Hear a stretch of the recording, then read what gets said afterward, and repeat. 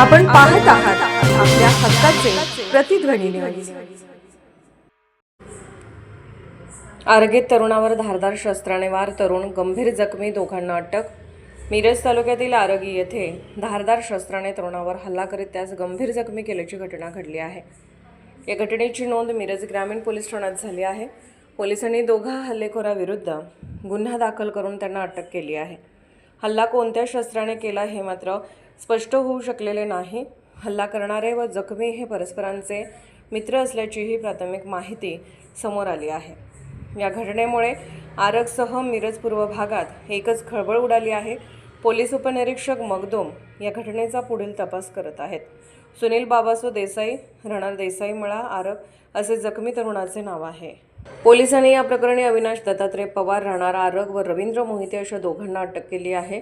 जेवणासाठी एका ठिकाणी गेले असता या ठिकाणी झालेल्या वादाचे रूपांतर हाणामारीत झाले व यामध्ये तरुणावर धारदार शस्त्राने वार करीत त्यास जखमी करण्यात आल्याची घटना घडल्याची प्राथमिक माहिती समोर आली आहे।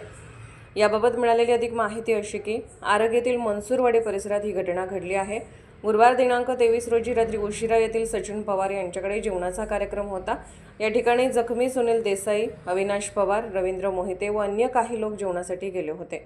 येथे मिळालेल्या प्राथमिक माहितीनुसार जेवणाच्या कार्यक्रमावेळी सुनील देसाई व अविनाश पवार यांच्यात शिवीगाळ व वादावादी झाली। याचे रूपांतर हाणामारीत झाले। यावेळी सुनील देसाई यांच्या पाठीवर व छातीवर धारदार शस्त्राने वार करण्यात आले। यात ते गंभीर जखमी झाले।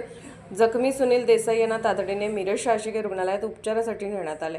या घटनेची माहिती मिळताच मिरज ग्रामीण पोलीस ठाण्याचे पथक घटनास्थळी दाखल झाले।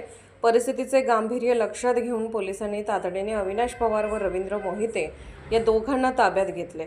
हल्ला नेमका कोणत्या कारणामुळे झाला, कोणत्या शस्त्राने हल्ला करण्यात आला याबाबत अद्याप खुलासा होऊ शकलेला नाही।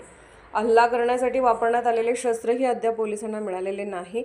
या प्रकरणाचा पुढील तपास करण्यात येत असल्याची माहिती तपास अधिकारी पोलीस उपनिरीक्षक मगदूम यांनी दिली। आरग येथे घडलेल्या घटनेमुळे संपूर्ण मिरज पूर्व भागात खळबळ उडाली आहे।